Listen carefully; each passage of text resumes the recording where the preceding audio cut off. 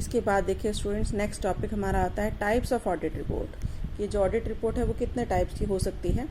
तो देखिए इसका जो क्लासिफिकेशन है वो हम 2 टाइप्स में कर सकते हैं।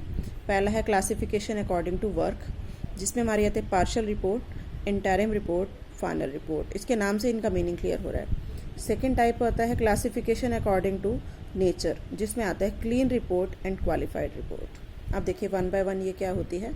क्लासिफिकेशन अकॉर्डिंग टू वर्क, सबसे पहला आता है पार्शियल रिपोर्ट। अब देखो नाम से पता चल रहा है, जैसे पार्शियल ऑडिट होता है कि जो ऑडिटर है उसको हमने जो काम दिया वो फुल नहीं दिया, उसको हमने कहा कि ओनली कैश का ऑडिट करना है, ओनली परचेज का ऑडिट करना है, ओनली सेल का ऑडिट करना है। जब उसको हम एक पार्ट देंगे तो ऑब्वियसली वो रिपोर्ट भी उसी पार्ट का ही देगा। तो इस तरह की रिपोर्ट जिसमें जो ऑडिटर है वो फुल जो बुक्स ऑफ अकाउंट है उसको ऑडिट नहीं करता, कुछ पार्ट का ऑडिट करता है और उसको ध्यान में रखते हुए ही वो रिपोर्ट देता है, तो ऐसी रिपोर्ट कहलाती है पार्शियल रिपोर्ट। नेक्स्ट देखिए, नेक्स्ट आता है इंटरिम रिपोर्ट, कि जब ऑडिटर को जो है बुलाया जाता है ड्यूरिंग द ईयर, मतलब साल के बीच में बुला लिया, at the end of the year नहीं बुलाया, और उसे कुछ टाइम की रिपोर्ट मांगी जाती है, जैसे मान लो 3 महीने की रिपोर्ट मांगी, 6 महीने की रिपोर्ट मांगी, या अभी इसी महीने की रिपोर्ट चाहिए, है ना, किसी स्पेशल पर्पस के लिए।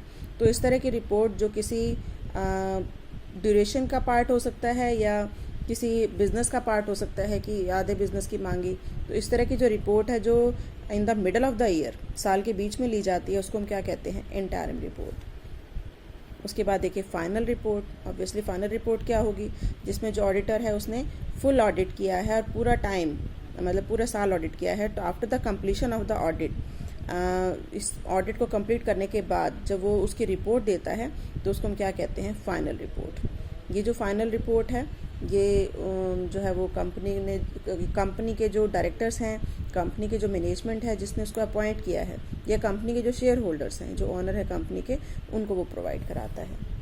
अब देखिए नेक्स्ट क्लासिफिकेशन आता है according to nature. There are 2 type of report, एक होती है क्लीन रिपोर्ट और एक होती है क्वालिफाइड रिपोर्ट। अब देखिए क्लीन रिपोर्ट बिल्कुल साफ, ट्रू एंड फेयर, जिसको हम कहते हैं। तो देखो क्लीन रिपोर्ट क्या होती है, if the auditor after verifying the books of account, books of accounts को चेक करने के बाद comes to the conclusion that books of account have been appropriately maintain, कि सारी बुक्स बिल्कुल सही ढंग से बनाई गई हैं।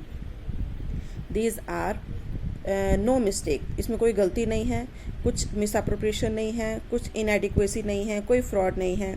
P&L अकाउंट जो बनाया गया है, P&L अकाउंट जो शो किया गया है वो बिल्कुल मतलब रूल्स एंड रेगुलेशंस के अकॉर्डिंग बनाया गया है। जो बैलेंस शीट बनाई गई है वो बिल्कुल करेक्ट है ना, according to company law act, उसके अंदर कोई प्रॉब्लम नहीं है ना। तो इस तरह की जो रिपोर्ट है जिसमें सब कुछ ये लिखा जाता है कि everything is okay, so this report is known as clean report. हुआ clear? It is also known as unqualified report, इसको हम अनक्वालिफाइड रिपोर्ट भी कहते हैं।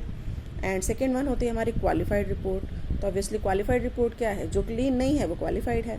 इट मीन्स या तो P&L account according to the rules and regulation नहीं बना, या जो बैलेंस शीट बनी है वो according to rules and regulation नहीं मिला, या स्टॉक का वैल्यूएशन सही नहीं किया गया। मतलब किसी भी एक पॉइंट में अगर कोई प्रॉब्लम हो जाती है, कहीं पर भी उसको कोई क्वालिफिकेशन और कोई कमी नज़र आती है ऑडिटर को, तो इस तरह की जो रिपोर्ट है वो कहलाती है qualified report. I think meaning clear हो गया होगा। Clean report means true and fair view, मतलब everything is okay, there is no problem, कि ऑडिटर कहीं पर भी कोई कमी नहीं मिलती। और क्वालिफाइड रिपोर्ट मीन्स कहीं भी एक भी पॉइंट में छोटी सी भी अगर कमी मिल जाती है तो उस रिपोर्ट को हम कहते हैं क्वालिफाइड रिपोर्ट।